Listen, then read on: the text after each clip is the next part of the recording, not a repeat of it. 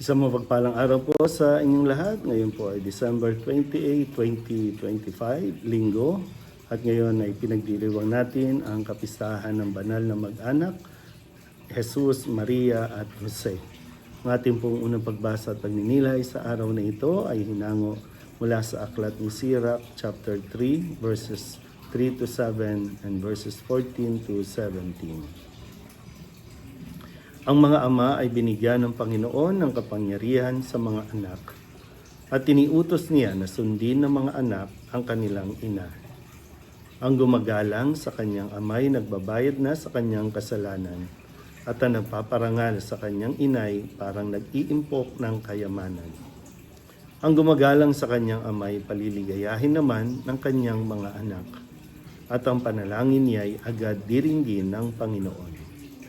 Ang nagpaparangal sa kanyang ama at nagdudulot ng kaaliwan sa kanyang ina ay tumatalima sa Panginoon. Pahahabain ng Diyos ang kanyang buhay. Anak, kalingain mo ang iyong ama pag siya'y matanda na. At huwag mo siyang dudulutan ng sama ng loob habang nabubuhay. Pagpaumanhinan mo siya kapag nanlalabo na ang kanyang isip. Huwag mo siyang lalapastanganin ngayong nasa kasibulan ka ng iyong lakas. Ang paglingap mo sa iyong ama ay di makakalimutan ng Panginoon. Yan ay magiging kabayaran sa iyong mga kasalanan. Ang salita ng Diyos. Muli po, isang mapagpalang araw sa inyo pong lahat at maligayang Pasko. At ngayon po ay pinagdiriwang natin ang kapistahan ng banal na mag-anak nina Jesus, Maria at Jose. Ito yung modelo na dapat nating tinutularan. Maraming bagay ang mga nangyayari sa pamilya natin sa panahon ngayon. Magaganda at hindi magaganda.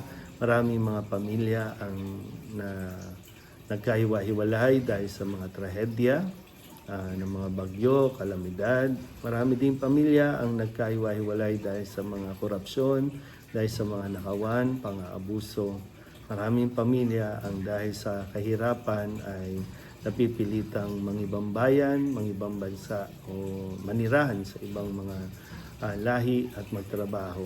Pero ganun pa man, sa araw na ito, nawa ay magdasal at ipagdasal natin ang bawat pamilya at muli bumalik tayo sa aral na ibinibigay ng Diyos sa atin tungkol sa kung paano dapat natin tinatrato, itinuturing ang bawat isang miyembro ng pamilya. So bawat isa ay mayroong bahagi. Ang tatay dapat pagtanggol, disiplinahin ang mga anak.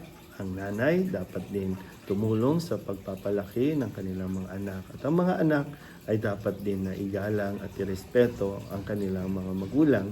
Sabi nga bilang pagtalima sa kautusan ng Panginoon.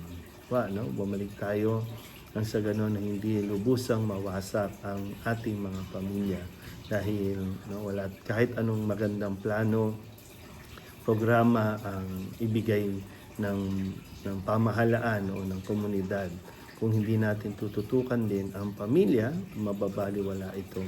Kasi nga ang pamilya ang pinaka pundasyon ng isang lipunan. Kapag wasak ang pamilya, wasak din ang lipunan. Kaya pagtibayin, gumawa tayo ng mga batas kung paano mapagtitibay ang isang pamilya, kung paano masusuportahan ang isang pamilya, nang sa ganoon ay magkaroon din talaga tayo ng isang bayan, na isang bansa na mayroong matinong moralidad, na mayroong magandang mga programa, lalo na kapag ang pamilya ay nagdarasal, siyempre ang buong bansa din ay magdarasal. Kaya balik tayo. Ito yung basic, sabi nga, di ba? Basic unit ng ating lipunan. Kaya kailangan itong pangalagaan at protektahan. Kaya sa tulong ni Jesus, Maria at Jose, nawa ay sama-sama din tayong lumapit sa ating Panginoon. Muli po, isang maligayang Pasko sa inyo pong lahat.